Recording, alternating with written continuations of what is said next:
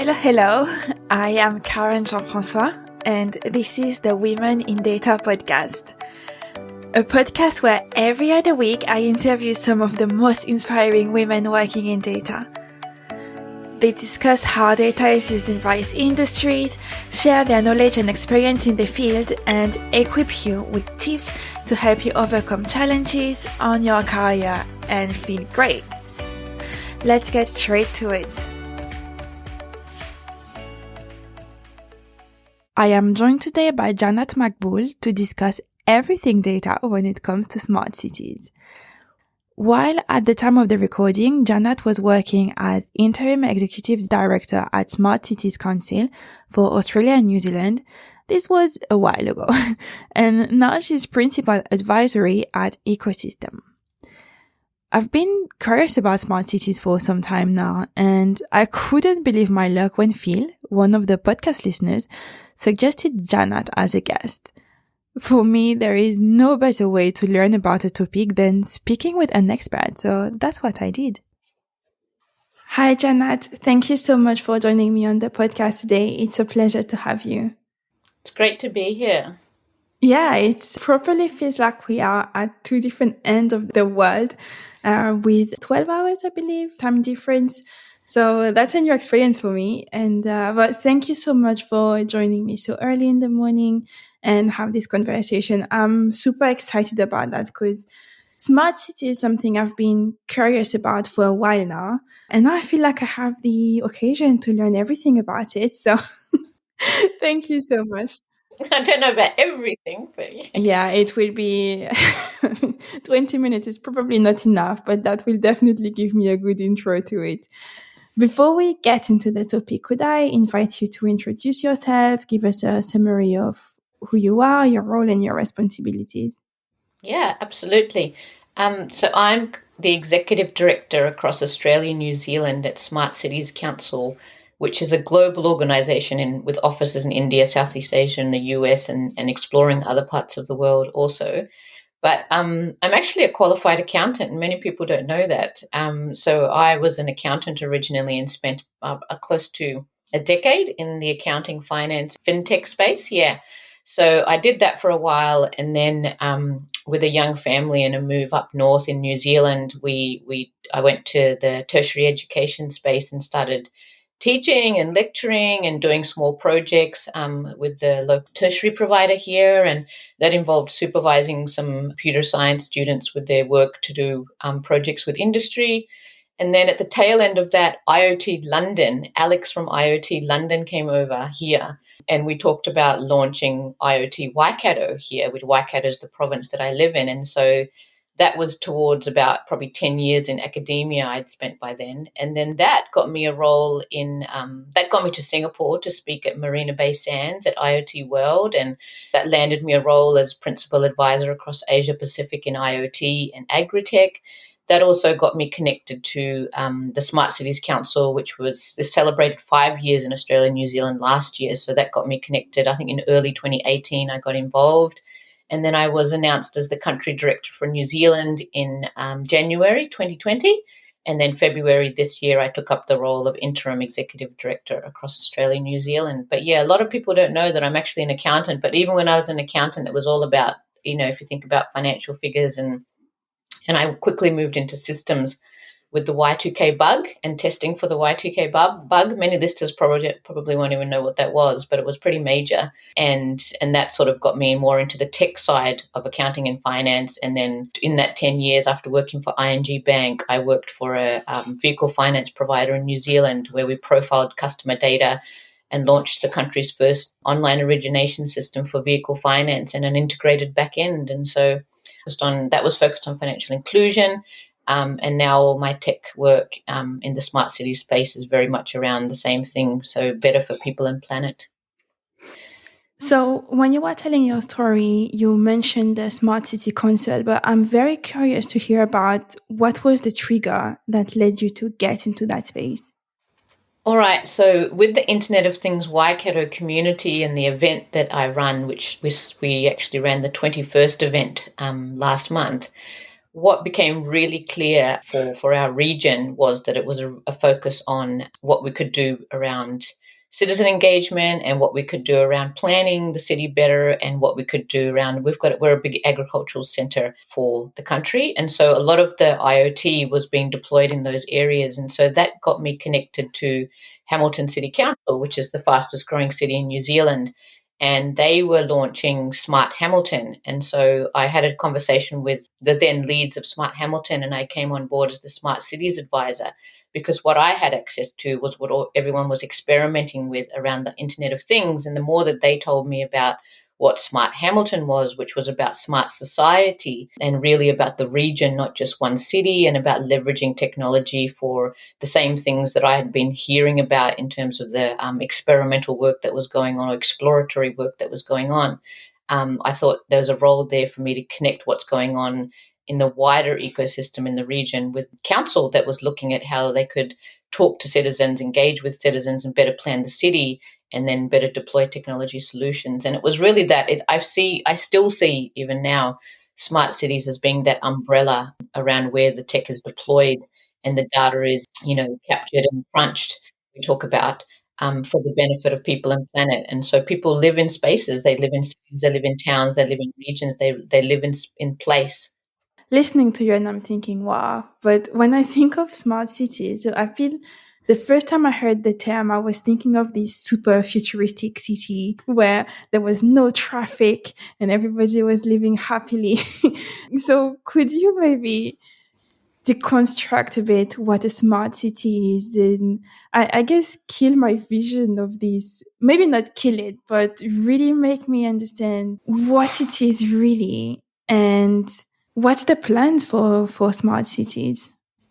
I don't really know, to be honest, where the origins of this came from, but if you look at different examples around the world, I feel like they look at smart differently in different places and parts of the world, and that's why we always come back to place. So it needs to be relevant to the place that you're in. So if we look at a pure definition of smart cities, and you see those images on Google if you search smart cities, and there's a man or a woman at the end of like some futuristic platform, and then they're looking out to this world that looks honestly like the internal wiring of a computer more than it does a place where people could live and thrive, and you sort of go, is that a smart city? And so smart cities have always been connected with technology and data, and we're here today to talk about technology and data. So the pure sort of definition that we often refer to at Smart Cities Council is that, it's the use of information and communications technology to enhance livability, workability, and sustainability. So, you can have all the sensors, they collect data, you have other devices that also pull insights together. They come together and then enable decision making. They come together through networks, so there's your infrastructure, your wireless networks, your LoRaWAN networks, your 5G. And then once you have all that information or data, then, you analyze it. And as I mentioned, make decisions, but you can also be triggering things back to the physical world. And I'll talk a little bit more about that later in terms of triggering activity and action in the physical world. And so that's a purist definition of smart cities. When I look at it and I think back to my work at Hamilton City Council, it was very much smart society. And so it was about what does the definition of smart look like for people, and leveraging people and their insights and their knowledge and engaging with them to enable this co-creation, and the decision making was done together, and that then supported investment and supported action. And then in fact the action was also a collaboration, and there was a lot of public-private collaboration. And so smart is really a way of working. And so it's about how does the city work? So how does the city work if the city worked smart? I guess it's a bit of the, now we're talking about, well, it's not now, we've been talking about it for a while now, the data driven way of working. So I guess for cities and places, smart would be a kind of similar way of working. So as you mentioned, it's working in a smart way to achieve a goal. You mentioned places Mm-hmm. rather than cities. Does that mean that it's not only for big cities? I mean, what are these? I guess sometimes it has to be frustrating when you hear about all the craziness there is out there when people think about smart cities. But could you help us understand some of the misconceptions around that?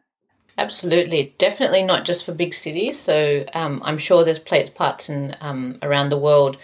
I remember there was from Seat Pleasant in the US, the mayor came to talk at Smart Cities Week in 2019, I think it might have been, or 2018, and he talked about being the world's littlest smart city, and that was a small town, really, you would call it. And so it's very much around where people are, and that's why we talk about place, and we talk about it could be a campus, it could be a precinct, it could be a city, it could be a town, it could be just part of a region. And so it's really anywhere where there's people and there's planet, so think about the environment. It isn't another misconception is that, it's all about the technology and data. And yes, it's the way, and I talked about smart being a way of working and in today's world and has been for a while now and will be going forwards. Data is the big opportunity, so technology and data together, but data more so. And so, yes, it is about technology in that sense, but it isn't just about that. So with Hamilton City Council, for example, we were invited by I think it's the Eden Institute to apply for the top 50 smart governments around the world, and we came out 21 out of 50, and there were over 200 municipalities or cities from around the world that had applied. And a lot of what we submitted in the application were things like tactile signs, for the vision impaired. It was about a project where we replaced the bulbs in the city street lights with LED bulbs. And that project just on its own was really just about this public-private partnerships. And so that's another misconception, is that the city has to do it on its own, and it's the remit of, of city leaders or the local government. And really it has to be a collaboration. So the LED bulb project, we talked to the museum, we talked to obviously residents in the city. We also talked to the observatory, actually, the local observatory. And the reason for that was we wanted to make sure that the lights weren't impacting, the offering that they had as an observatory in terms of looking at the sky. The museum talked about a specific species of bats that might be disturbed, and so we had to work our way around that. And for the residents, it was about not shining too much light into their properties. And so that was one of the key projects that Smart Hamilton actually delivered. Another one was just a space. So we actually just had a space at the public library where citizens could come and talk about their ideas, whether they were technology and data related or not. And it was designed to be at the public library in the in the center of town at the public library, so that everyday citizens could engage with this idea. And so it was called the Smart Space. And just everyday citizens, young and old, that were coming to the library would pop in and go, well, what's this about? And then we had some interesting ideas like a hammock that you could hang up underneath trees along roads where the trees then drop their leaves in the autumn, and the hammock would catch those, and then the hammock could be emptied, and then and then obviously the leaves wouldn't hit the ground and make that sort of sludginess after they'd been wet and just that slipperiness. But in the summer, was that implemented? No, it wasn't. No.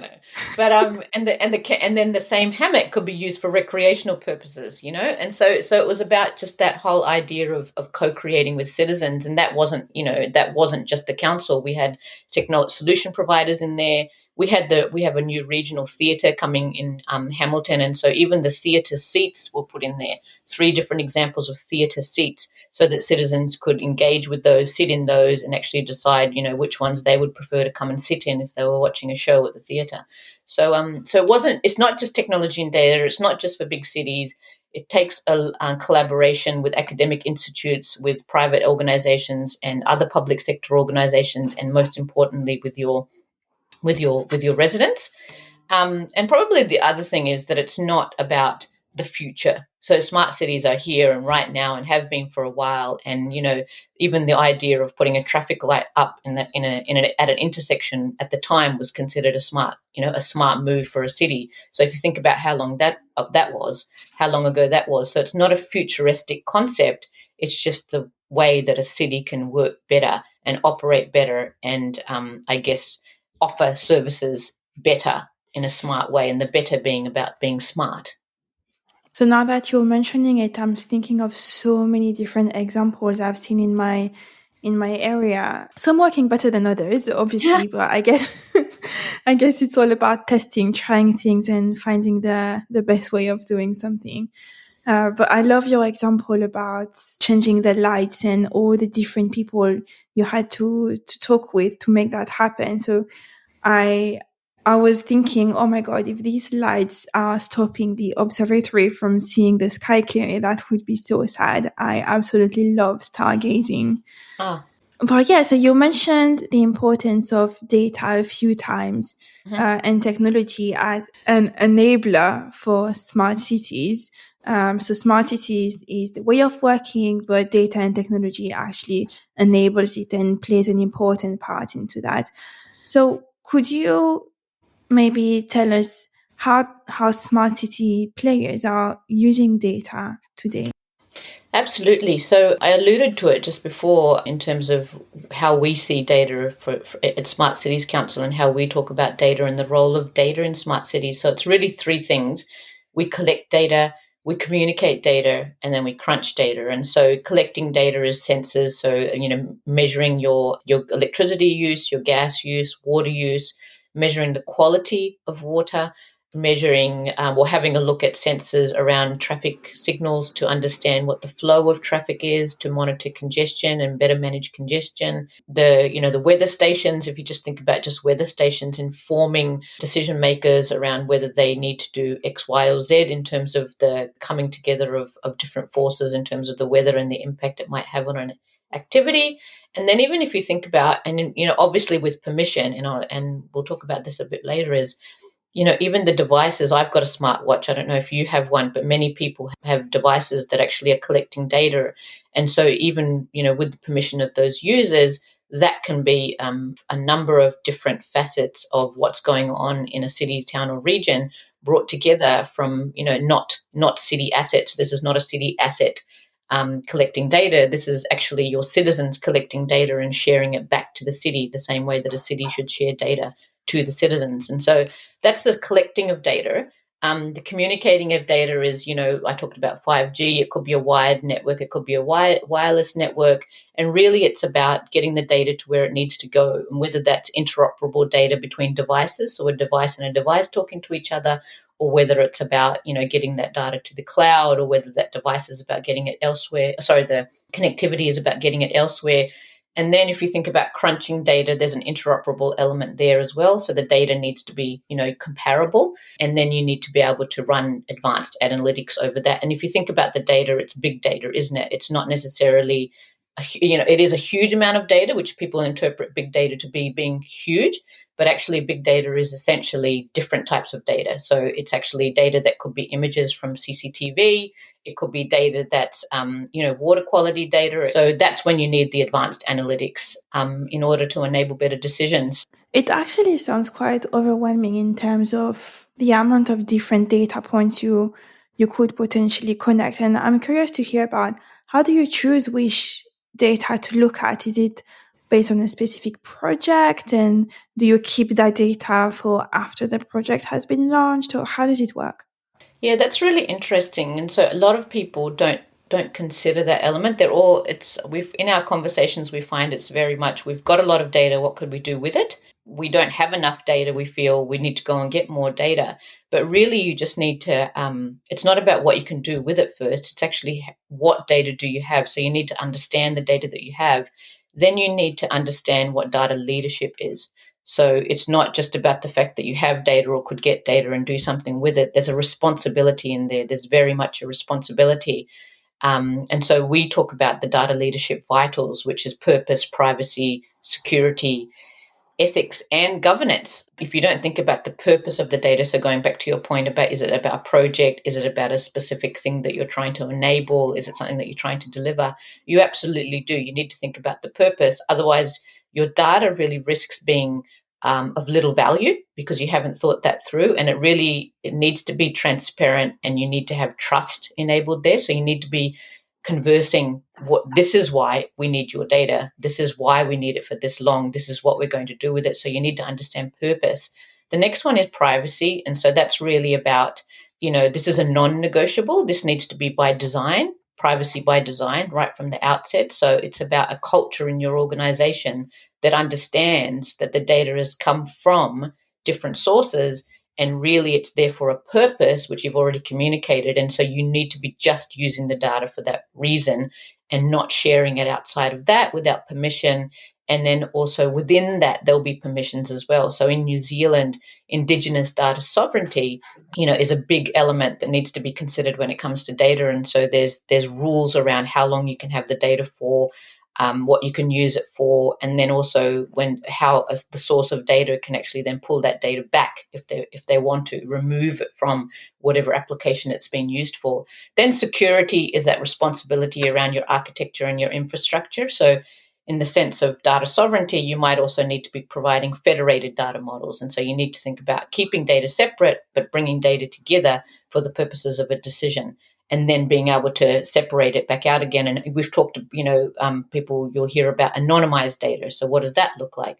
So the security element needs to take responsibility of ensuring whatever you've agreed to is then kept secure, and there isn't an opportunity for someone to then, for example, infiltrate that and then do something different with it than you've agreed to and that you've promised. And that's that sort of real leadership element again. And so the infrastructure has to enable that as well. So all the way down to a device on the edge, to some large infrastructure, to wherever the sensors are, to the way that you're communicating the data, to the way that you're storing the data. It needs to be baked in. The other two elements are ethics. So every decision that you make to do with data needs to consider ethics. So again, it's the purpose of the data, it's what data is being collected, how it should and should not be used is a really important element, and who should and shouldn't have access to it as well. So this will vary depending on sort of, I guess, what projects and for what purpose. But so some will be a bit more, a higher ethical requirement, and some so not so much, depending on what the project or what the data is and the source of the data. The last one is governance, which is sort of an overarching theme. So this is a set of arrangements that's been put in place across the organization, but also your stakeholders. So wherever the data is coming from and whoever takes responsibility for communicating the data, and obviously your structure around ensuring that decisions around the data are not at a point in time, but it's like you're managing this relationship of collecting, communicating and crunching data. And so it's a living thing really. And so the governance structure needs to support that. And so it's about roles and responsibilities. It's about skills and ensuring everyone's kept informed. It's ensuring that skills down to data literacy of even your residents is in place. So they're actually understanding what they're signing up for or what they're giving away their data for. And it's really, if you don't manage data well, it can very quickly become a liability. And so a data strategy is really, really crucial. And then if you get those elements right around data leadership and everything that I've talked about, then data really can be quite powerful and enable quite a lot to happen. And then you'll see successful projects from around the world. Yeah, a number of successful projects where data's been leveraged and it's been leveraged correctly. Yeah, I bet it does. I bet it can be very powerful. And I'm thinking, how much work this has to be, because making sure that privacy is respected and ethic and then all the governance thing. And you mentioned also ensuring the data literacy of the resident. And I'm thinking, in one organization, that's already hard enough to do so. Imagine on such even if it's a small place, as you mentioned, it's still bigger than one organization, and the number of stakeholders you might have had is crazy. You mentioned a few successful projects that happened around the world that leverage data. Could you share one example with us?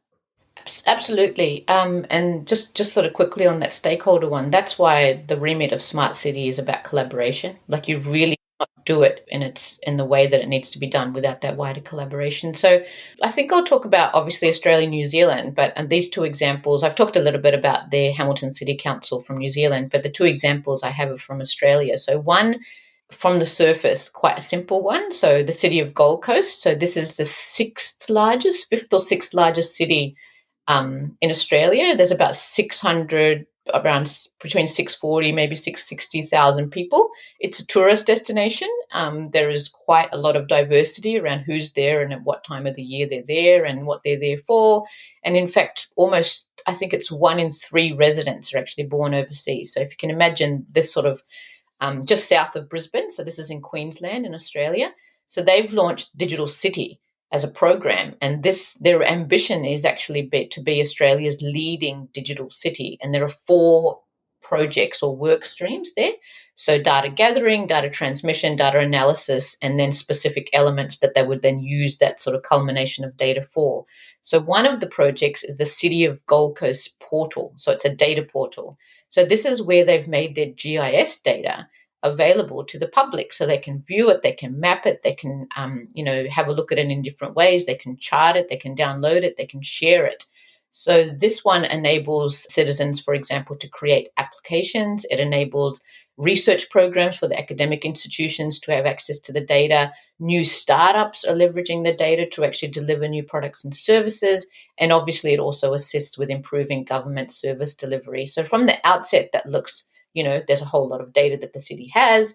They've made it available through a website, but really they needed to consider those data leadership vitals and make sure that they're actually complying to those rules, but also that the architecture enables other people that are using that data and accessing that data and connecting to that data to also understand their data leadership responsibilities. And so it's actually quite a large undertaking for the council. And so in other parts of the country, for example, I've seen things like this being used to make available information on the allergen levels at a park so that families can make better decisions about which park they should take their children to. So there's things like that, as simple as that. There could be understanding which parts of the city are hotter than other parts of the city. So, for example, a person that's planning their cycle commute could actually be going in different directions depending on, how cool the city is in how cool this part of the city is at different times. That's one that people would say is quite simple, and it is more simple compared to the other one, which I'll talk about. And the second one is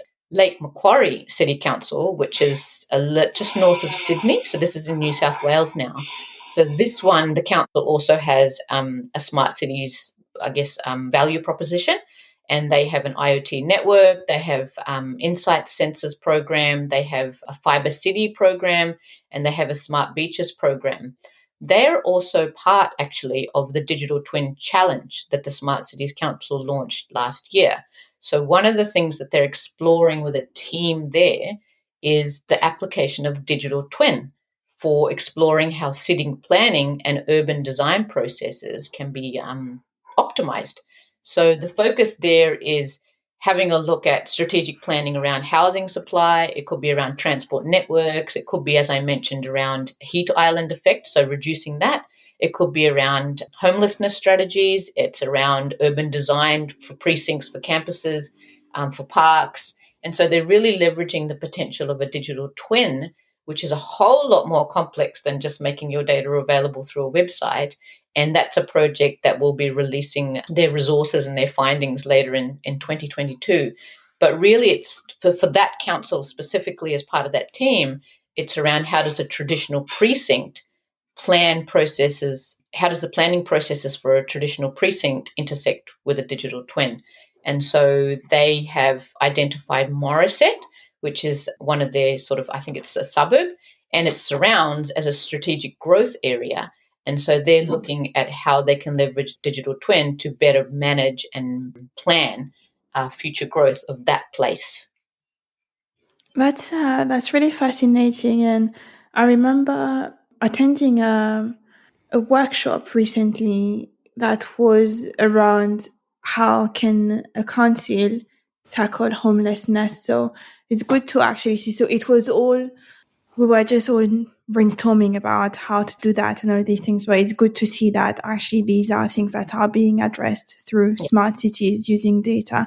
That's really great. To close the episode, I would like to ask you a question. So you had a choice between 2 questions, and the question you chose was what you're learning at the moment or are interested in learning about. I'm learning at the moment how to balance life. So I know that sounds non-techy, but if you think about all your different priorities in life, so your spiritual self and then your productive self at work and then yourself, as a member of your family and then yourself as a person in your own right, I'm really learning about how to balance that. And so balance it in the sense of thriving, as a human being. But on a technology and data front, actually, I listen to a number of podcasts. One of the podcasts that I listen to is actually Women in Data. I also listen to Smart Cities Chronicles, which is our own podcast from Smart Cities Council, but also ones on digital twin, because we do really see the opportunities around digital twin going forwards. And so really there's the balance between learning about emerging technology and AI, conversations about AI. I often tune into different presenters around artificial intelligence, and just to sort of see where that is around predictive, but also prescriptive text.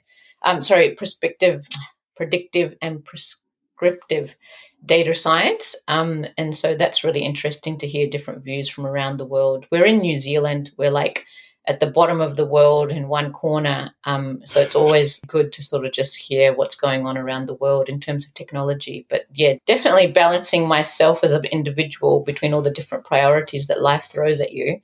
And then technology, just having a think about the latest technology, because I can do that and you can do that, and we're well informed and can be even more informed, but there are a lot of people in the world that don't have that opportunity. And so one of the responsibilities that I take quite seriously is that we need inclusive innovation for smart cities, towns and regions. And so the more opinions and thoughts I can get around technology and its benefits, but also the things that you need to be wary of when it comes to technology, and also good examples of where citizens have engaged with technology and where there's been efforts made to bring everybody along on the conversation when it comes to technology and data. I like to be able to then, share that with my colleagues and share that with our members at Smart Cities Council Australia and New Zealand to ensure that we're really developing and building and designing smart cities, towns and regions for everyone. Yeah, thank you so much for sharing that. And learning how to balance priorities is also something I am learning myself. So if you find the answer, feel free to share. Okay. All right. Thank you so much for joining me on the podcast, Jannat. It was a pleasure to speak with you. Thank you. It's great to be here, and it was a great conversation. So thank you. It was. Thank you for listening to the Women in Data podcast. We will be back in a couple of weeks with a new guest. Until then, if you have 2 minutes, it would be great if you could leave us a rating or a review, as it helps not only to make the podcast more visible, but also to enhance the content. If you don't want to miss the next episode, follow us on Apple Podcasts or Spotify. We are also on LinkedIn. And if you wish to, you can even register to the community for free. All you have to do is head to womenindata.co.uk. Have a great day.